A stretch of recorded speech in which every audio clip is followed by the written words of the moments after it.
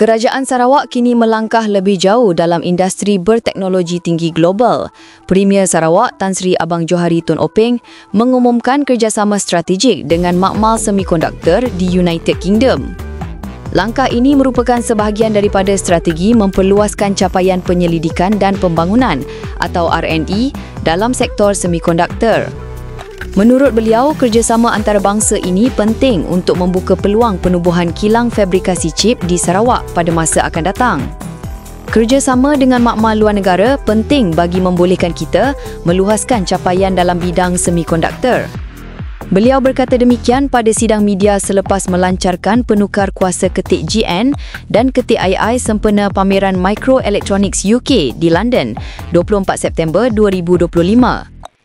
Sarawak turut menerima sokongan daripada pelabur dan rakan strategik seperti XFAB dan Melexis serta institusi penyelidikan Catapult UK. Ini menandakan keyakinan global terhadap potensi negeri itu sebagai hub teknologi baru.